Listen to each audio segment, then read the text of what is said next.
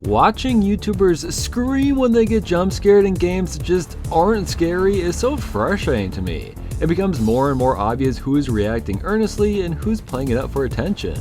This all started with the original Five Nights at Freddy's, which basically created its own genre in gaming, and the subject of today's video, indie Mascot Horror. The name says it all, really.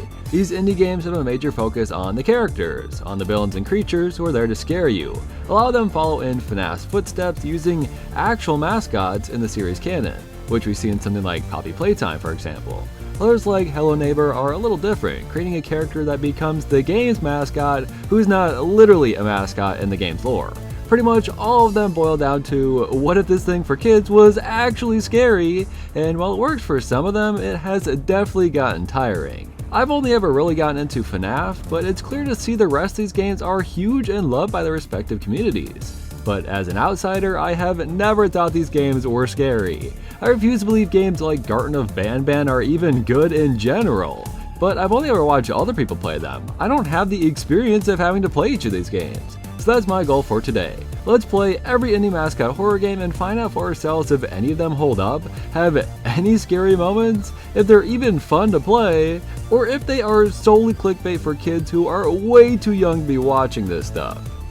Some of them I'll play through the whole series or each chapter, but if there's like 8 of them, I can't promise I'll play them all, but for the most part I think it makes sense to just focus on the first game or the first series of chapters for each one anyways.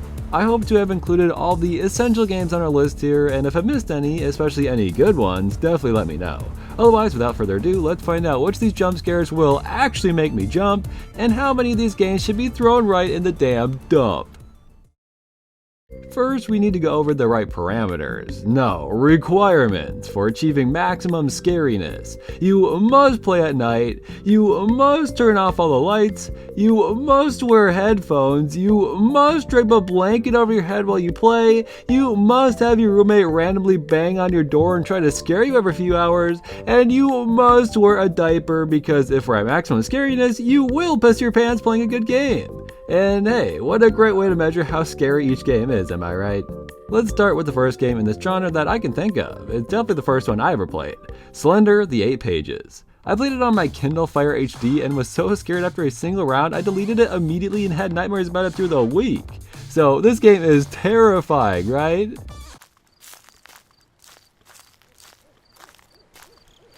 Alright, it's actually pretty boring. You walk around the map trying to collect all 8 pages, but they're randomly placed and it only gets harder the more you collect, so unless you have everything memorized, it's kinda tough to actually win this thing. You'll mostly just be slowly walking and looking for landmarks for 10 minutes. I will say, some of the scariest games out there give you that sense of dread, making you feel like you could die at any moment or Slender will be standing around every corner. And he really might be. The noise this game makes when Slender is right behind you is so dang startling that I jumped nearly every time. Obviously, Slender's model is just funny, but that's not what makes the game scary. You're not supposed to look at him anyways. The atmosphere is pretty spooky too, and you get so easily turned around it's really hard to know where you are or where you're going while Slender is chasing you. And the noises only get louder the more pages you have. Just listen to the game 5 pages deep.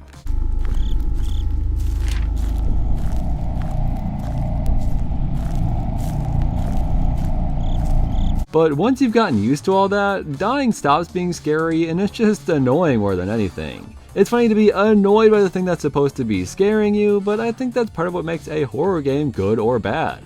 After collecting my 6th page, Slender just killed me instantly. He was sick of me doing well. It isn't horrible, I wasn't scared while playing it, but my heart was definitely beating faster and I got progressively more tense the more pages I had.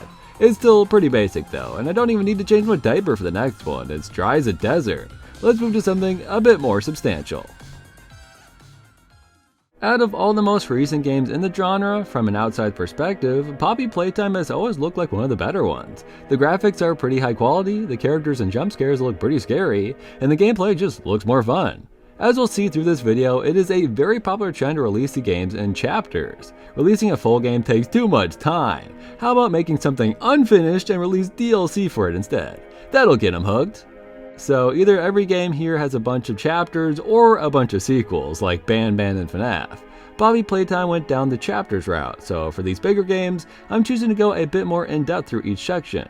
Other games like Baldi's Basics will seem super short in comparison, but there's simply just so much less to talk about there compared to these bigger games. I hope that makes sense, and I'd be curious to hear your opinions on the way I've structured this video. Anyways, let's hop right into Chapter 1. Most Poppy Playtime noobs just assume the big blue guy is Poppy, but a very helpful informational ad as our opening cutscene introduces us to the actual Poppy, a little doll. The ad ends with an invitation to tour the toy factory, which is seemingly what we're doing here. The big gameplay element Poppy Playtime seems to focus around is these toy hands. You can grab stuff from far away, conduct electricity with them, they're quite helpful. How else would I get a good look at this baby head? We only get the blue hand first though, and soon after we unlock the red hand. We also walk by our main attraction, Huggy Wuggy. Don't you just want to give the guy a big hug? Or maybe he wants to hug you. After this room, you go out for a bit to solve a puzzle, and when you come back, I feel like something's missing now. I just can't quite figure out what. I will pretend I didn't just see a big blue arm there. The game tries to jump scare you a few times with some steam and some doll parts shooting out at you, but I only jumped a few inches in the air each time. You can't scare me. I built a little toy, walked through the door not even for a second thinking something bad could happen, and was suddenly face to face with Huggy freaking Wuggy. I love this part so much. The way he just casually walks towards you is so horrifying. And he was seriously right in front of me. My diaper is already full, man. This leads to an incredible chase sequence, navigating these claustrophobic corridors as Huggy Wuggy comes out at you from every possible angle. I died here quite a bit, even at the end where I knew I was supposed to have a box fall on him. I just assumed I had to time it, but nope, you just instantly die once he breaks that door down. But I had no problem replaying this part, it's just so cool. And the second time, we crushed him, and he falls down below you. After that, we make our way into the flower door, where inside the factory looks more like an old house. There we free Poppy and finish Chapter 1. I think they did a great job with this chapter, as it's free, it's short, and the chase sequence is awesome. It definitely got me hooked, and now I'm more than ready to spend a little bit to try even more of this game. Let's move to Chapter 2, Fly in a Web.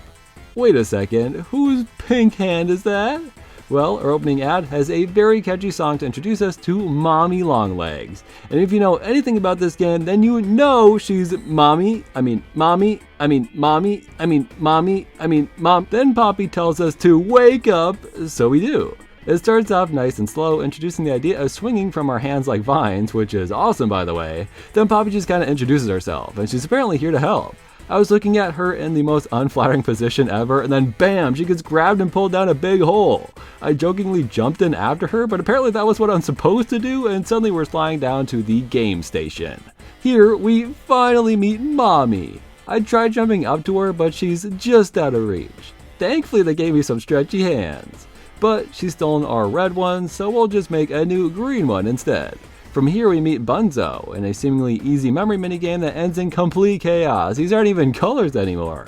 Next is a whack-a-mole game with mini Huggies, which was BS because the hands just miss sometimes, and it's super nerve-wracking by the end, but actually not too hard. Suddenly, she comes out, Kissy Missy!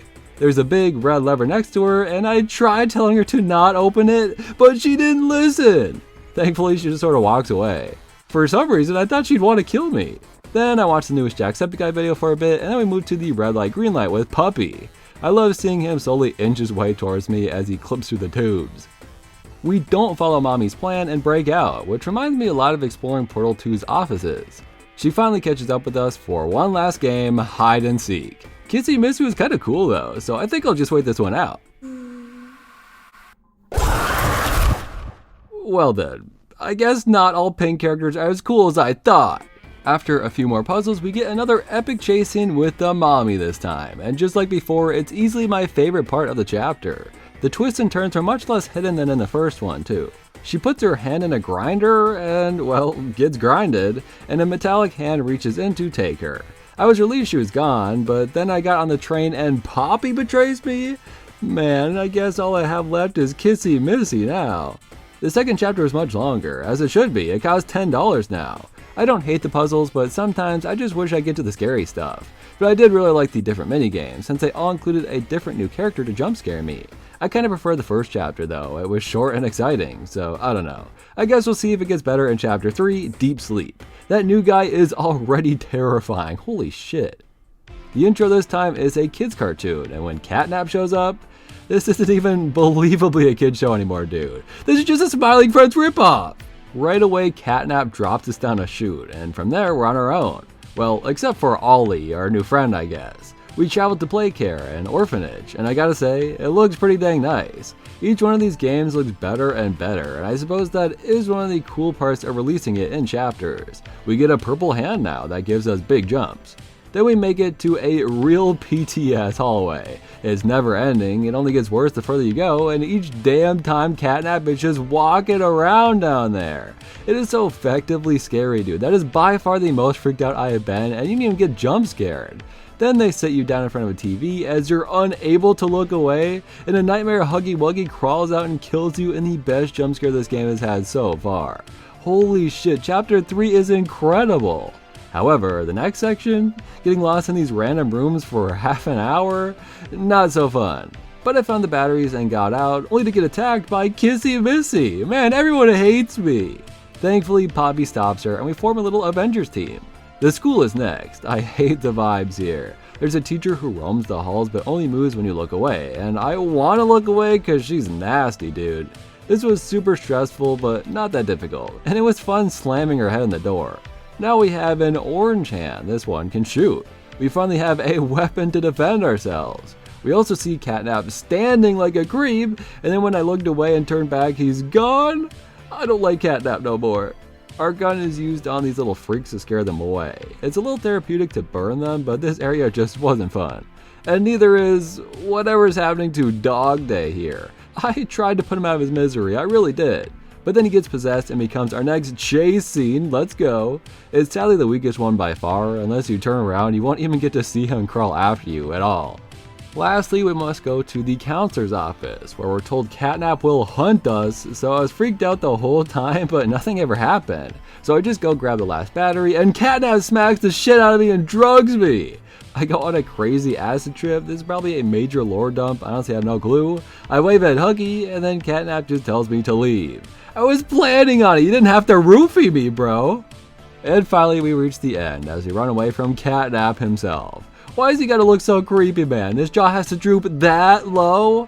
And then it becomes a FNAF minigame. I gotta survive now? This fight is so difficult, dude. I don't understand it. So I looked up a guide, and apparently if you just open and close this hatch the whole time, he gets stuck there. I love exploits. So we make it to the end, I put my hands behind my head and relax, just watching the cutscene, and he kills me! I had to freaking click? Are you joking? Imagine I beat it the real way and didn't click on the ending cutscene. I would have lost it. Well, anyways, the little metal hand stabs Catnap and takes him with him. Chapter 3 made me so much more scared the entire time. It's finally become a real horror game. At this point, I've kind of become a fan. Sadly, there's only one more chapter to play, and it won't be the end of the game either, but oh well. Here's Chapter 4, Safe Haven, which is ironic because we're plunging into the depths of hell. Not before watching this cute little Play-Doh ad where a kid falls into the Play-Doh vat of acid. Underneath the factory is a prison with piles and piles of dead plushies. So far, Chapter 4 is so much more confusing, for me at least. Like after we beat the doctor, a big eyeball on the TV, we fight these little guys for a while. But they aren't afraid of my gun anymore, they're relentless and they deal damage to me. That's never happened before. Eventually, we meet our first new antagonist, Yarnaby. I thought I'd see if I could pet the cat, but it just kills me instantly. He's pretty cute though, I like him. There is a very short chase scene that kind of made me sad. Dowie helps us get past him though, and as we sneak past the piano dinosaur, the stupid idiot falls. Well, we are certainly dead, and if not by this thing, then by whatever the hell grabbed him. No worries though, it's just Dowie, who I was certain was voiced by Markiplier. I won't eat you. I'm Dowie. I was told to expect you. But no, it's just stupid Jax from the Amazing Digital Circus. I do love Dowie though, his animations are really fun, and he helps us through the next section. Poppy and Kissy grab us just before being seen by him, and we finally reach the safe haven, and then immediately go somewhere else. Suddenly Yarnaby is back for another super short chase scene, what the hell? And now he's dead, thanks a lot. The doctor sends a stupid sheep after us who keeps throwing up all over my face. This is just annoying and there isn't even a strategy or anything, you just have to get through it. Then we must face the doctor himself. He controls a bunch of little TV heads like in Skibbity Toilet, and you kind of just run around them. It's pretty dumb if I'm being honest. You can kill this computer by inserting a key card. Who designed that? Well, the doctor's dead now, and while we're being chased by some critters, he goes to the safe haven and kills everyone. Doughy loses it right then and takes his true form. And after another lackluster chase sequence, it's time for the final boss. All you do is freeze him and use the saws to cut him 3 times. It's not hard, but it's just janky and really not that fun. But I beat him, he becomes a pile of Play-Doh, and on my way out, he comes back once more. But after catnap, I'm prepared to take action. And his final animations are really cool, I can't even lie. Good riddance, Doughy. We join back with Poppy and Kissy Missy just to find out Ollie was never our friend. The prototype is literally the mimic from FNAF, and he sends me to the lowest part of the factory, and we watch our old friend Huggy Wuggy attempt to break through the door to kill us as the final scene in this long game. Chapter 4 was pretty weak, I gotta be honest. Chapter 3 was so much scarier, and the locations in this one were pretty dull in comparison. It felt like the game evolved each chapter, but sort of took a step back on the last one. So, overall, how is Poppy Playtime? My diaper is generously full after playing. There were tons of really great moments. I think the toy hand mechanics alone make for a fun puzzle game, so to add a horror narrative around that just works out pretty amazingly. The game just looks nice too, which is more than I can say for some of the other games we'll be covering. I don't know about you, but I'll definitely be checking out the 5th chapter whenever it releases. Amanda the Adventurer refreshingly only has 2 games currently. I don't doubt we'll see more, but at least they aren't just pumping them out. It's a pretty obvious parody of Dora the Explorer, where Amanda and her friend Wooly go on different adventures and need your help. I love making the little bit of asking kids where they should go or to point to where Swiper is or something into a game mechanic. Such a good idea. If they're baking a pie, you can tell them to bake an apple pie. When they ask what killed Mr. Fox, you can choose the gun. That'd be wrong though, it was obviously the bear trap.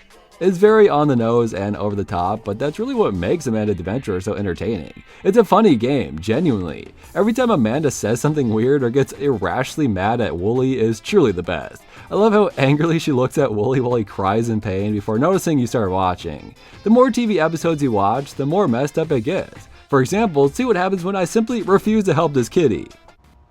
Won't you help the lonely kitten? Won't you help the lonely kitten? Won't you help the lonely kitten?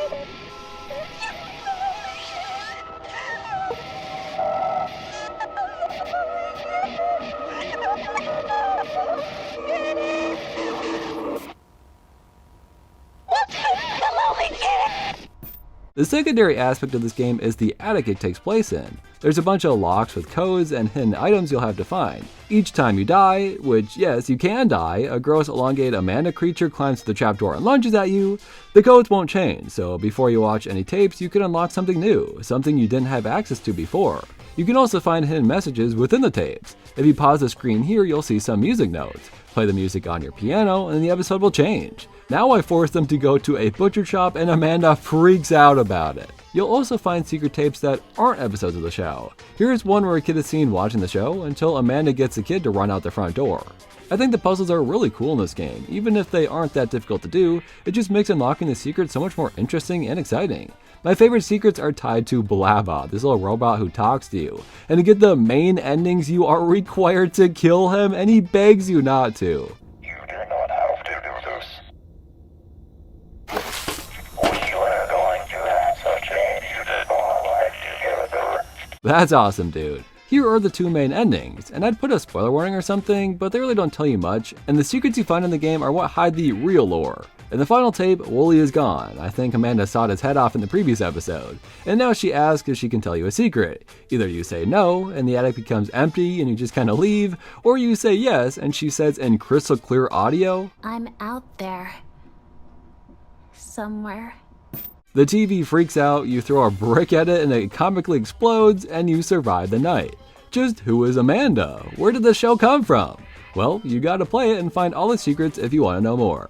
I think this game is really fun, but it's in no way scary. It can be unnerving or upsetting, sure. But even the part that's supposed to be the scariest, the creature who kills you, looks pretty bad and doesn't even make for a good jump scare. I'll check out the sequel in my own time, as I do just enjoy exploring games like this, but the game is so focused on the humor and story that it doesn't really make sense to continue going over it in a video like this. Long story short, Amanda the Adventurer is fun, but not scary. Not even a little.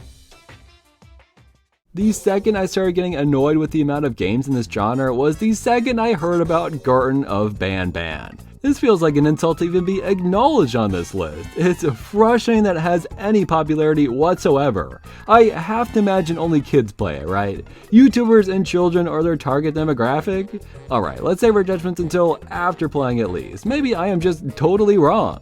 I'm telling you right now though, I am not playing every Garten of Banban game. I refuse. But to be fair, I will play 5.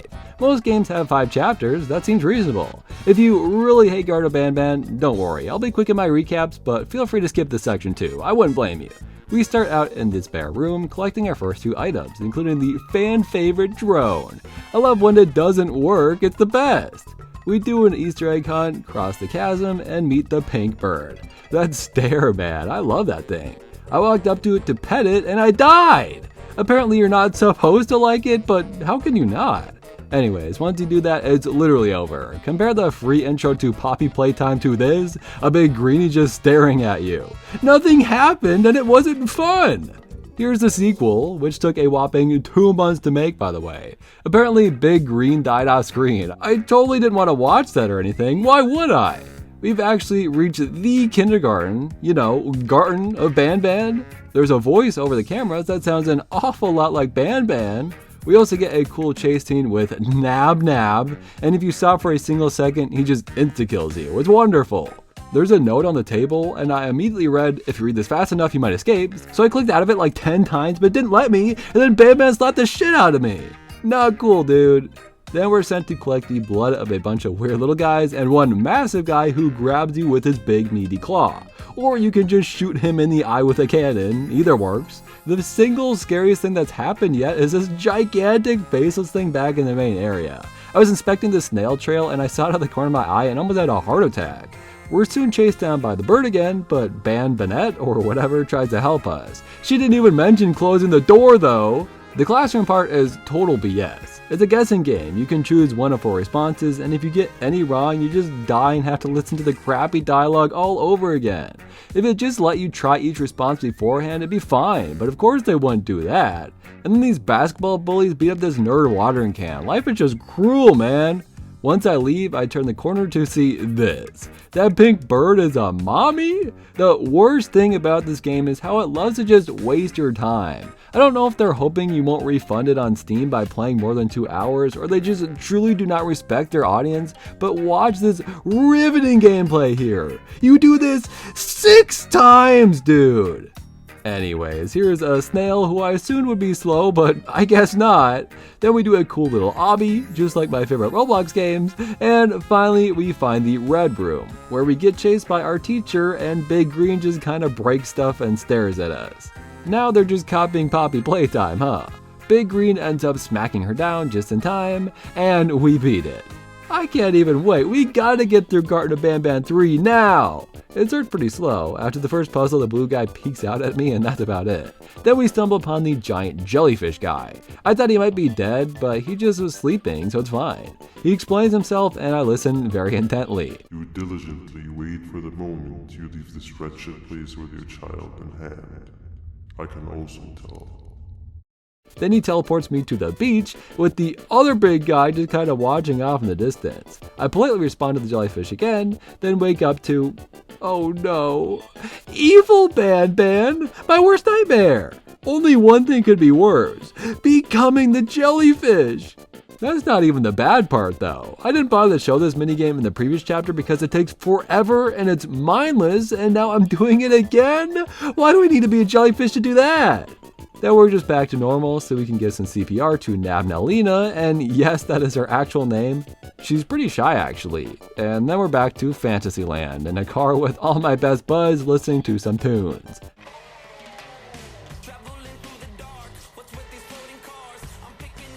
Great horror game, by the way. We finally have an interesting minigame idea. In this room, you can move things when the lights are on, but as soon as they go out, you have to make sure everything is put back the way you found it. Wouldn't want Big Green to get worried. It's still tedious, but a fun idea at least. I wanted to go pet the bird, but this game doesn't let you have any fun. And then we're at our first genuine boss fight. A two-headed, poorly modeled lizard, of course. He's got a crazy tongue. His death animation is really good too. Then we get to ride the bird, which would be fun if I didn't die 4 times trying to do it. The final chase scene goes on for so long and it's really easy, so that was dumb. And then evil Banban jumps at Big Green, so Big Green smashes him, and then the jellyfish tells him to stop, so he smashes him too. And now, Garten of Banban 4, let's go! Dude, this game opens with something actually happening? The lizards chase you, and yeah, the screen just shakes as you run through empty orange halls, and they're so useless I can smack my drone into their head as they just stare at me, but at least something happened. The sheriff has captured me and begins interrogating me. Genuinely, this is already so much more interesting than all the previous ones combined. He leads us to the kingdom, which is a strange setting for the series. I don't really get why there's a sheriff or a kangaroo queen in a kingdom, but let's just go with it. I finally understand our motive in this game. I'm a mom looking for my child. I think that is genuinely a good idea for a protagonist in this world. I love that the baby bird is a part of the team in this one too. He's so cute. I let the Toad Sheriff explain himself a bit, and then we enter a dark room with a snake, and it's generally the first time I was a little nervous to see what was hiding in the dark. But the design of this guy is so dopey, I was instantly unscared. See, this game almost had a good moment, it was right there! Jellyfish is doing some tentacle porn shit, then brings us to the next chapter of our dream sequences. We're having a fun little campfire with their crash car, and the freaky face this guy watches from the distance, and then Choo-Choo Charles shows up? What the hell? We're gonna play this game in this video too, that's crazy. Think Noodles got to voice one of these other things though, which is a way more exciting crossover in my opinion. Nab Nab steals our imposter, and the two opposites fight to the death, with evil Banban winning the showdown. The worst part about this particular chapter is walking all the way back to the beginning each time you get an item. It takes more than 5 minutes of just walking backwards, it's insane!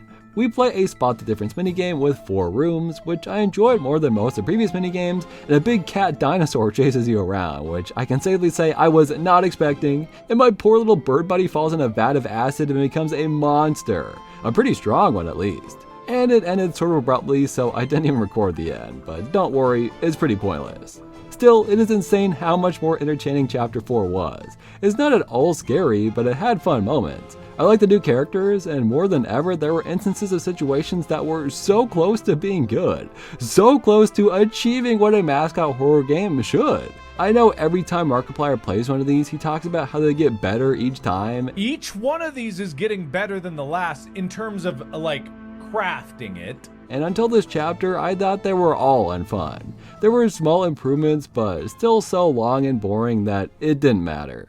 Oh yeah, wanna know the best part about me only playing the first 5 games? Well, there's only 4 out of 5, despite Garten of Banban 7 already existing. Apparently, 5 is a prequel that they're saving, as if that makes any sense at all. That's not how numbers work! You can't make a prequel without it following numerically! The amount of children who are gonna get viruses trying to download fake Garten of Banban 5s has got to be in the thousands. All that is to say, I guess we're done. Games like Slender prove you don't need incredible graphics to achieve your goal, so the poorly modeled characters here aren't the entire problem. A nice looking game would help, but that's not what we need. These games are just fundamentally flawed, generationally fumbling. There aren't any good themes or horror scenarios to justify its existence. I am embarrassed to be able to say I played Garten of Banban. That's on my Steam profile now for life! The 4th game is the closest that they got to decent, but it was still not good. If it wasn't already obvious, these games are lifeless, they're poorly made, they have 0 charm, they aren't fun, they aren't funny, and most importantly for the sake of this video, it ain't scary! My diaper is dry, dude. Garten of Banban somehow sucked the moisture out of it. I didn't know that was possible! I believe Indigo Park is the newest game on our list, so let's play it to see what the future of the genre might be like. I literally don't know anything about this game at all. Based on the intro, it seems like Indigo Park might be a parody of Disney World, which is even more apparent from the statue we find later. And then it zooms out to reveal my actual real-life setup.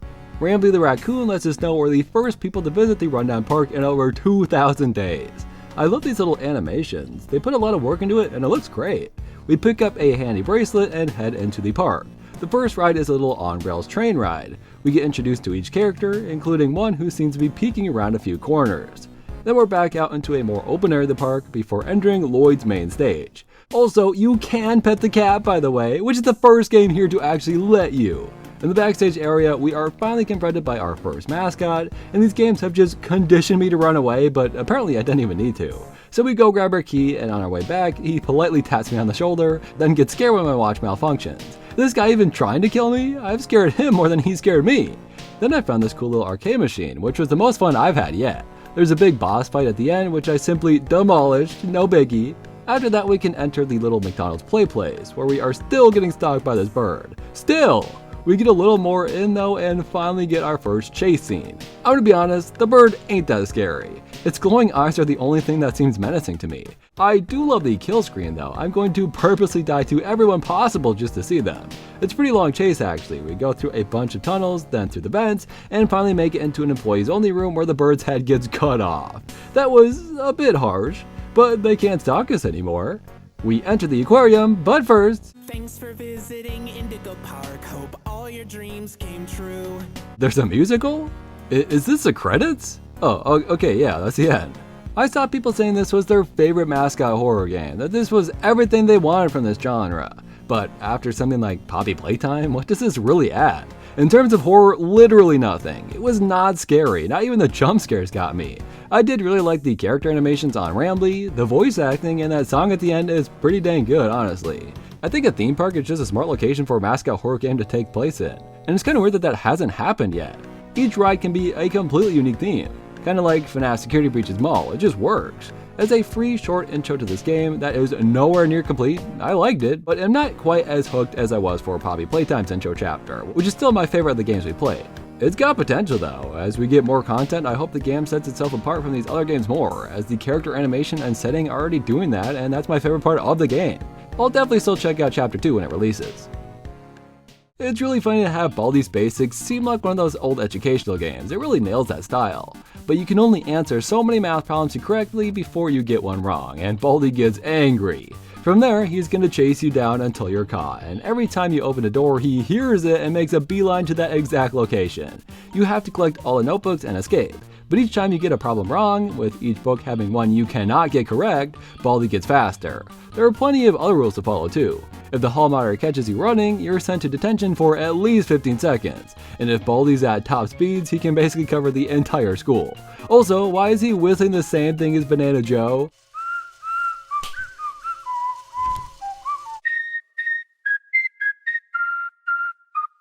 There's a jump rope girl who makes you jump 5 times before moving on, or if you're found scissors, you can cut it. There's a big broom that sweeps everything in its path, and one time it sweeped me into a room with Baldi, but then sweeped him out. That was the luckiest day of my life! There's a bunch of different items you can use to help you get further too. I pretty consistently collected 6 of 7 notebooks, and then Baldi would be fast enough to just catch up to me. I was having a great run and got all the notebooks, and while I was attempting to escape, the stupid Banana Joe hall monitor saw me running and I died in detention. Baldi was so far away from me, I should have just waited to run, but I got nervous, okay? Baldi's Basics is an evolved Slender. It's really the same idea. Including items and other characters all contained in the halls of the school really make this one fun to replay. But Baldi's Basics is super bright, none of the characters are scary, they just catch you off guard sometimes, and while my diaper is a little wet, that's purely from stress, man. I think this is actually one of the better Mascot Horror games, but it continues to prove my point that most just really are not scary. Thanks for playing! Come back soon! So let's try something less bright, in a scenario that firstly freaks me the hell out, being trapped in a house with Granny. I haven't played this one before, but I feel like I am going to get scared. I don't want to be alone in a house with this freaky Granny. Anyways, we start out in the middle of the woods, stumbling upon a house with its lights on. Then we turn around and Granny's right behind us, and she knocks us out and locks us in her house. We have 5 days until we die, and we gotta escape before then. So the first day, I went into the locker just before she opened the door. I don't know how she didn't see me. Imagine you're looking for someone and you just see a light coming through the holes in your locker. Or beneath your bed. Her voice is so funny, dude. Where are you? Then I ran down the stairs, she watched me go in a locker, and she knocks me out. Day 2, 3, and 4 went basically exactly the damn same. She always hears me. Finally, the last day, I managed to go all the way through the basement and hide in the garage. There were some useful items and stuff, but I didn't manage to do anything worthwhile. So after the last day, you take one last long look at Granny before she bitch slaps you right through the floor onto a bear trap. Apparently there's multiple death screens, my favorite being the one where she just slams into you with her car. I tried a few more times. It's crazy how huge this house is. Like, what is this room I'm in? There's water on the floor? She also puts bear traps everywhere. Like, how am I not supposed to step on that? She got me running, so I went up to the attic, fell through the floor right past her, and then cornered myself like an idiot. It was so crazy just making eye contact with her as I fell through. This is the kind of game I imagine when I think of horror games. Hiding in lockers, finding objects to solve puzzles, it's got all the essentials. And the creepy old lady is just a bonus, honestly. I thought it'd be scarier, and I think with good sound design it could have been, but every time Granny is near, it plays the same unstressful chase music, so I'm never caught off guard by Granny suddenly sneaking up on me. And the game is so old, Granny ain't that scary. Granny got a couple of sequels too, and I considered playing them because there's a Grampy now, but I wasn't feeling it, and I think we probably get the gist from this first one. This is the quintessential kind of horror game in my opinion, but that still does not mean I was scared. And thankfully I don't have to ask old Granny over here to change my diaper for me. I cannot fathom a game called Choo-Choo Charles being good.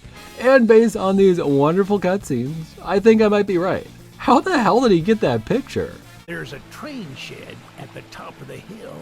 Man, they just could not animate their mouths. It was just simply out of the budget, huh? The rest of the game looks fine though, the environment is nice enough. The texture of the houses and beds and stuff reminds me of the newer TMNT movie style, but I don't think it was going for stylistic points, considering everything else is trying to look realistic. Anyways, we get our own train.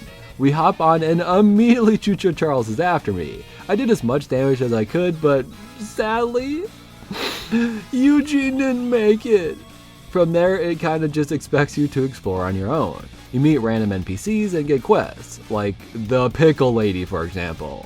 I see now, this game is quirky, isn't it? The animatronic characters here do get a bit quirky at night. I kept exploring and I saw an NPC, so I went to talk to them and they had Choo-Choo Charles merch on and they started shooting me. I don't have a weapon, am I supposed to? I shot them down with my overpowered gun, ran in and stole a bunch of scraps, rounded up 3 more, and then died to them, sadly. But I only lost 1 scrap, so I wasn't even worried. Then I opened my script here to recount this tale, and then I heard something. I look over and Choo-Choo freaking Charles is just watching me! So then I tried fighting him, and he beat me, and I lost 3 scraps, but at least I got to see his killing animation. Most of the game is just riding in a train looking for landmarks in the distance, which is kind of fun. They made the map big enough that you can explore quite a bit, and it is a bit freaky to think about how Charles is just somewhere out there lurking. Or he's on a vacation at Garten of Banban, who can say for sure. You mostly just need to collect scraps so you can upgrade your train, so you go scrounging around or you take quests from people who look like Tomar. You can pick locks and find eggs in mines. What more could you want? I actually did have fun playing this game, but I think there's some big negatives here. First, you are defenseless away from the train. Smaller enemies will endlessly chase you back to the train, and all you can do in the meantime is run and try not to get shot. Or worse yet, Charles himself drops by and he'll either just kill you or trap you in a house for 2 minutes because I'm not on my train. It just doesn't work. I either need a gun or a way to distract enemies, and I have neither. What I do like though is the main idea. I am riding a train and fighting a monster train. That is just badass, period. Getting different types of guns for my train and slowly upgrading over time is cool. Only collecting scraps to do that though, less cool. The best part is finding new paint colors for your train. Nothing gets me more hyped than doing that. In the end, Choo-Choo Charles is a game I genuinely enjoyed playing, one of my favorites on here so far, but say it with me now, not scary. They really gave him some fun animation, and it's pretty exciting to fight him each time, but it's just exciting and not even a little bit scary. Next, one of the most widely hated games in the genre, as well as a game my 6-year-old nephew actually plays, Hello Neighbor. And yeah, why don't I just let him explain it? He's probably an expert at it, right? So you have to climb up that ladder and then jump on there, and then get a yellow key from there, and then come back down here and lock the key, and then get another key and unlock that, and then you have a magnet. then you have to get a magnet and get something else. Then you have to get something else, and then you have to get something else until you get down to the basement and you don't find the key. I don't know if any of that was comprehensible to you, so I'll act as a translator for him. Remember, everything from this point onward is an exact translation of what my 6-year-old nephew said. The cutscenes look weirdly bad despite the game pretty much being fine otherwise. Every time my character was shown from a third-person perspective, it just felt weird. Anyway, some child or woman is locked in a room and is doing the same awful scream over and over again. Then it shows a red key placed on a blue table, it zooms out, and I know exactly what I gotta do. I sneak into the neighbor's house, go in every room available to me, and there ain't no blue table with a red key. There is a locked door, so I check every drawer, every cabinet. Occasionally the neighbor sees me and jumps out the window to chase me, but he stops once I'm out of his yard, so I feel no threat whatsoever. And if he catches me, I just start on the yard. This is pointless. I don't really care if I'm caught, it does nothing. It's just mildly annoying.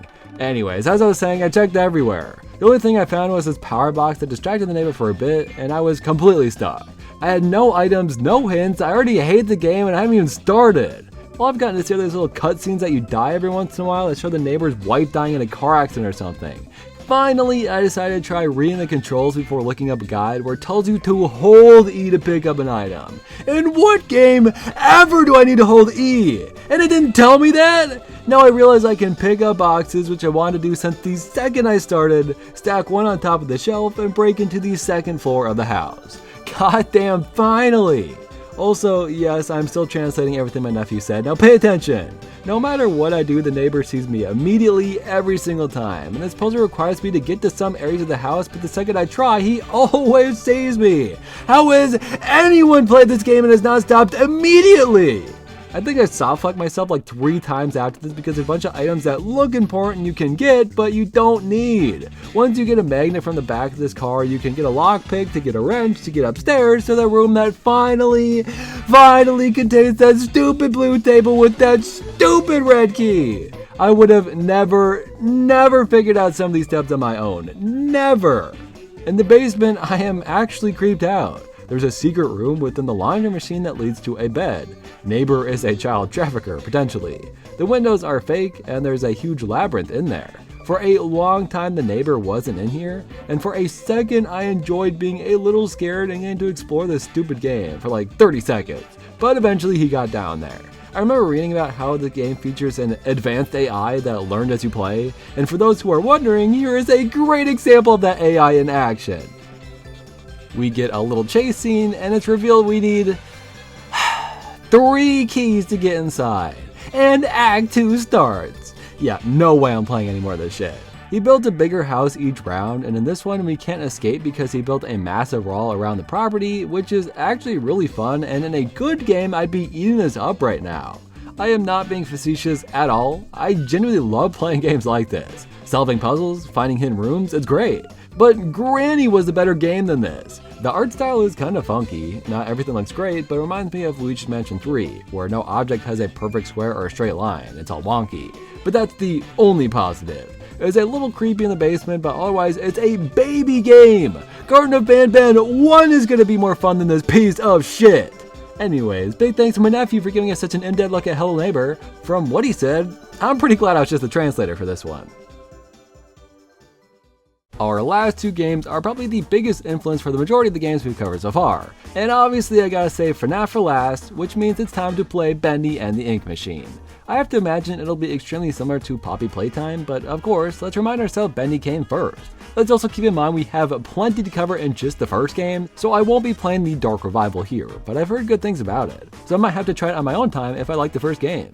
It's split into chapters, of course, so let's get into the first one. They originally released like DLC, but are now packaged into a single $20 purchase, which sounds reasonable to me. I've always loved the art style of this game. I'm sure they've improved the graphics with the latest releases, but it's so visually interesting. It makes the game stand out. It's mostly black and white and looks better than all the brightly colored baby fodder we've gone through, and it lets me play darts just because I can. So I seem to be an old animator visiting the Joey Drew Animation Studios, and if you couldn't tell, Bendy is like Mickey, and this murdered Boris is like Goofy, and so on and so forth. This ink machine we're fixing in the first chapter seems to be able to create life. All we really do here is explore the halls and find the necessary items to continue. It'd be boring if the atmosphere wasn't so creepy and just generally intriguing. Little Bendy cutouts are consistently trying to jump scare you too. But once the ink machine is on, a real Bendy creature attacks us, and we're chased out of the building. We'd be home free if the floor didn't break, and after clearing some ink from the basement, we find an axe, walk into a summoning circle because that's smart, and just like that, we're in Chapter 2. This game loves messing with you. I destroyed the same Bendy cutout 3 times and I always respawn when I walk by.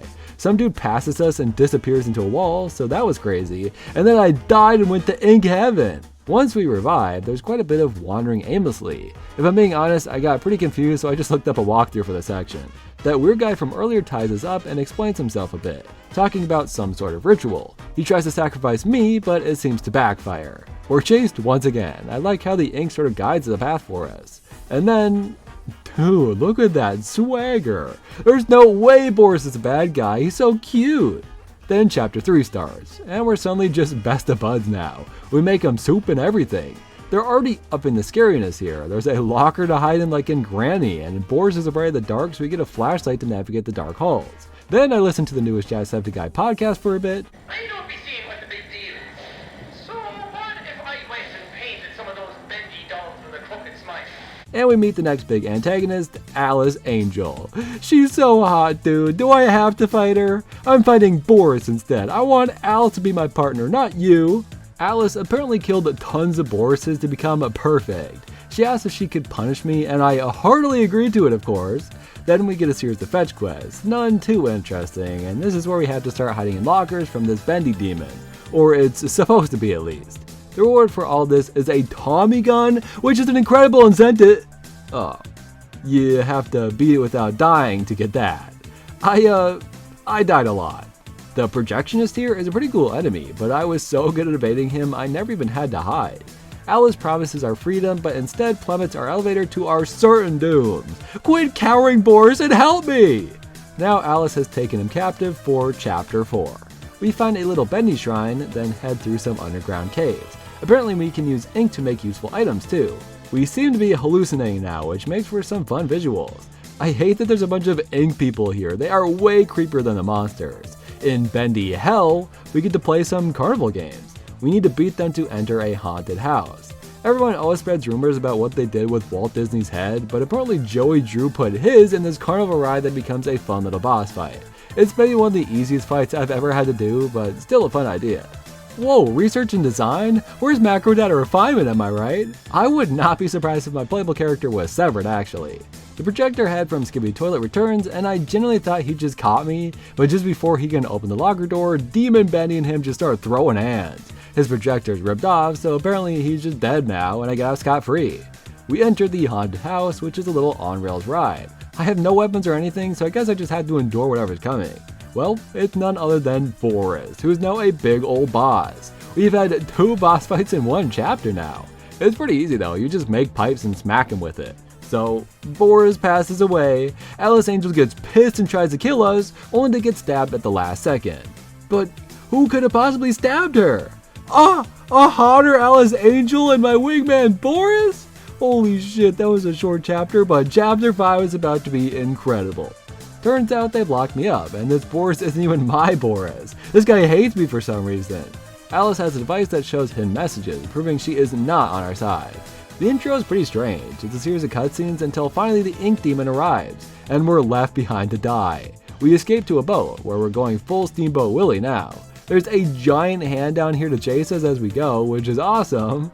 Off the boat it gets even more action-packed though. Then one mask guy comes back to fight us, and is about ready to kill us before Boris comes to say the rescue.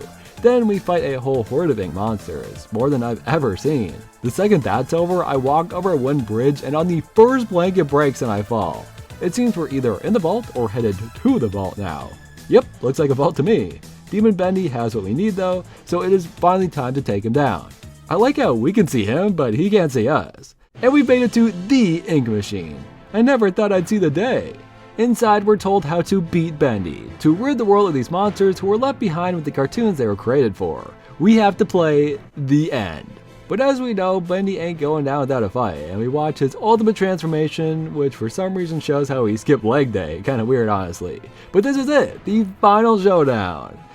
And I don't even have a weapon. The fight is pretty strange. He sort of just runs around frantically and he's way too fast to get away from, but there are some spots he just never runs through. Then there's a more straightforward part. He acts as a bull and he bumps into each pillar, or you can play kitty corner with him and he will just literally never give up.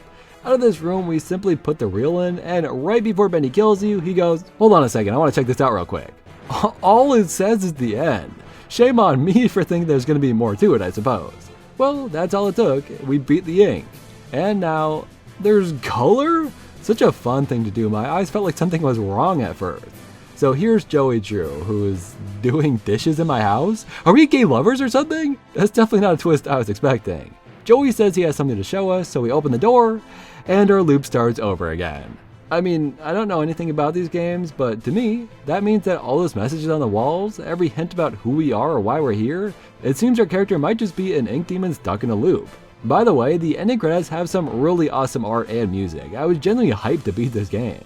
And even though I've spent hours playing all these Mascot Horror games, this is sort of the only one I saw all the way through. Poppy Playtime isn't finished yet. Even if I played every Banban game, that series will never die, and all the shorter games endings aren't that special, considering they aren't as focused on the story as Bendy is. I very genuinely loved playing this game. It has a ton of flaws, but weirdly there weren't any sections that were too difficult or annoying to progress through, like Poppy Playtime sometimes did and Hello Neighbor especially. In fact, it was almost always the opposite. This game is extremely easy. Not one boss fight was hard to understand or to avoid every attack, and I absolutely prefer a story-based game like this to be easy than to be overly difficult. Even when you died in this one, it typically saved all the progress you made, even items you collected. I like a challenge, sure, but when I'm playing these games from start to finish, it is nice to just sail through it like Bendy. I wouldn't necessarily say the game was scary, but they nailed the atmosphere they were going for, and the story was so interesting that I wasn't bored or anything. So it fails in terms of scariness, as basically every game here also has, but it completely succeeded in just being a good game, which you'll love to see. I'll go play Bendy in the Dark Revival in my own time, but let's wrap up our list with one final series, shall we? The game that started it all, who we not only need to thank for the good stuff, but blame for the bad stuff, Five Nights at Freddy's. Its creator, Scott Cawthon, had made a ton of games in his life, but never saw much success. In fact, when he tried to make fun, cute characters, people said his animation style and rendering was just creepy, and it looked more like animatronics than anthropomorphic characters. And rather than giving up forever, he took their advice and leaned into it. And that's how FNAF was born. It's the only series on this entire list I've kept up with since the beginning. I've played most of the games, I've seen a ton of reaction and theory videos from creators like Dako or Game Theory, and I even made a video ranking every Freddy Fazbear, not realizing just how many there could be. I am a genuine FNAF fan, and that was part of the reason I wanted to make this video. Now, there's a ton of games, including a new one coming out this year. The newer games in the series are much closer to the style of games we've seen in this video, almost as if FNAF was inspired by the games that were inspired by FNAF in the first place. But to be fair, none of the games actually copied its gameplay, just the mascots and what if Fun Kids thing was scary now sort of thing. Anyways, I think it'd be fair to just quickly go through the mainline series, all 6 games. They're all pretty easy to explain, so we can just give a quick rundown one by one, I think. FNAF 1 is the most basic, but also introduces us to the gameplay, the story, and the characters. We're night guards, stuck in the same room all night until 6 AM. We have no weapons, we can't run or hide or do anything we could do in the other games. We have to sit and wait out each long night. In my opinion, that makes it the most stressful game on our list. That makes getting jump scared so much more impactful, and more importantly, it makes you want to survive. Each night gets harder, so you have to get a grasp on what you're doing before it gets too difficult. Everything you use takes up power, so sure, you can close the doors all night, but you won't make it to 6 AM if you do. You can use the cameras to keep an eye on everyone, but it covers your entire screen. So every time you put it up, there's a chance you'll get jump scared as soon as you put it down. Again, that is scary and nerve-wracking. Although, I'm pretty sure you do not need to use the cameras in the first game. As long as you pay attention to the doors and listen for Foxy, you should be able to keep everyone out. Every FNAF game after this is just complex in comparison, and I think that's why the first game is so fun. It's simplified the structure as much as possible, with only 4 animatronics to manage. Some of their poses on the cameras are terrifying. There's little Easter eggs like Golden Freddy to discover. It's a wonderful little game and a gift that truly keeps on giving. FNAF 2, I've always said is my favorite, despite the fact I've never once legitimately beat it. Sure, I can type in the cheat code and just skip through every night, but there is so much to keep track of and mechanics I don't have a perfect understanding of to the point that it's not really feasible for me to do. We have 4 weathered animatronics, 4 new toy animatronics, Balloon Boy, the Puppet, Golden Freddy, the Purple Guy, the Mimic, and Edwin! Half the time I just die to the puppet because there's 30 animatronics crawling through the vents or staring at me through the front door. Scott Cawthon was ready to go all out on this one, and I think the frantic nature of it is why it's so many people's favorite game. I think this office is really fun too, and that open door is maybe the scariest thing possible. There's just animatronics who can walk through there whenever they want, and all you can do is put on a Freddy mask and hope you were fast enough. It's got my favorite designs, my favorite jump scares, and favorite secret 8-bit minigames in the series, and that's why it's gotta be the best. FNAF 3 on the other hand, it's pretty easy. It was the only one I beat without any issues as a kid. There's only one animatronic, Springtrap. And while the Phantom characters can still jump scare you, since you don't die from it, I'd argue it sort of takes away from any real fear I would have had. And Springtrap's jump scare is so unmenacing, I'd argue it's more of a greeting than a killing animation. Springtrap is so gullible too, you can just play audio in the rooms near him and he'll follow him without any question. Sometimes you get little errors that take time to fix, and without that there'd be no difficulty, but yeah, I think FNAF 3 is the least scary, most boring game in the main set of games. Completely flipping things once again, this might be a hot take, but I'd argue FNAF 4 is the scariest. Now, the designs are completely over the top. If you think they're dumb, I don't blame you.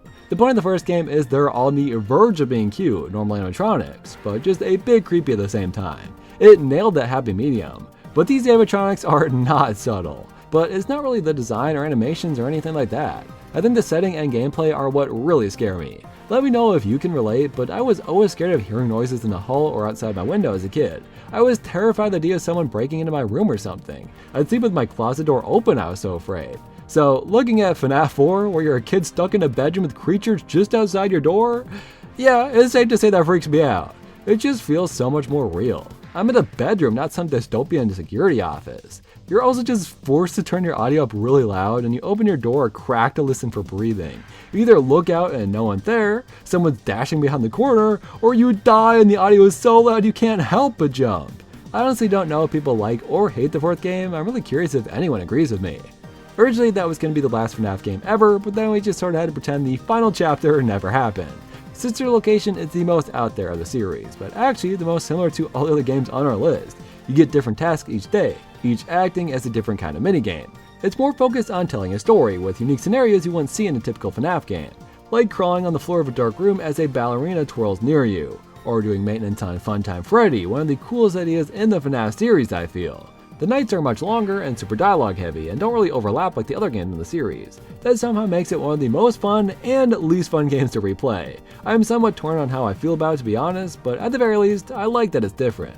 The final game is meant to look like a troll at first, just Freddy Fazbear's Pizzeria simulator and nothing more. But then you're in a dark interrogation room with Crab Claw Baby and it suddenly becomes very real. This game is, again, so different. You build the pizzeria with to earn money during the day, and at night you complete tasks while warding off the animatronics in your vent. The thing is, you can choose to bring animatronics in, which is required to get the main ending of the game. Or you can take it easy and make your life a whole lot easier by keeping as many away as possible. The gameplay at night is really strange though. I didn't understand it until I watched a walkthrough to help me beat it on my own. There's a vent on the left and right side of you, and as you complete tasks the animatronics will move closer, unless you stare at the vent, which makes them back away. So, like FNAF 4, you turn your volume up to max and listen very closely. Don't mix up your earbuds or you'll be staring at the wrong vent.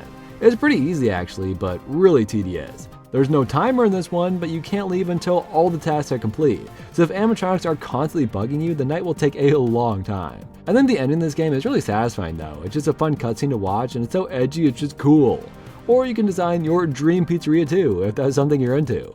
I'm probably biased, but I am without a doubt confident that FNAF is the scariest game on our list. The games are so much more simple, but the stakes of losing are so high and the jump scares can be so sudden and loud that I feel the most dread and anxiety in these games than any other game on our list. I assumed at least one of these games would be super scary, and I think I sort of proved my point at the beginning.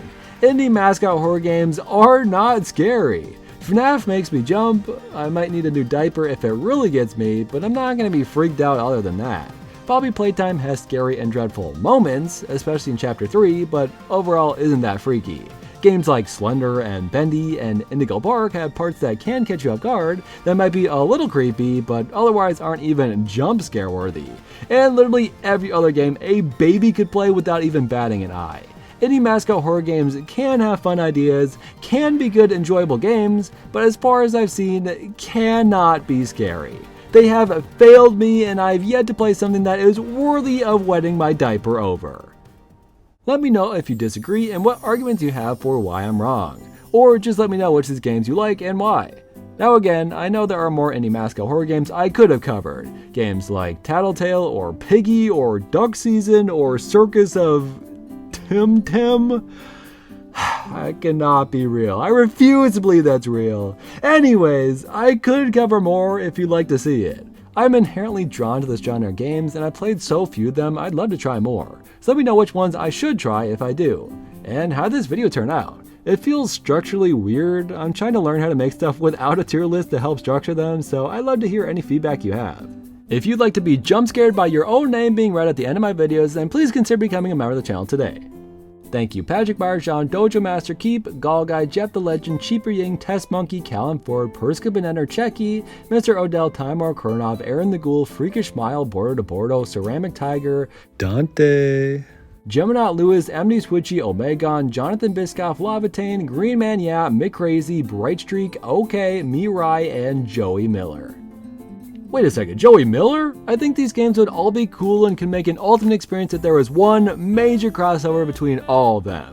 We already saw Choo-Choo Charles and Banban are up for it. Now we just need all the other ones to take the plunge and truly make the greatest mascot horror game of all time. A co-independent horror game, if you will.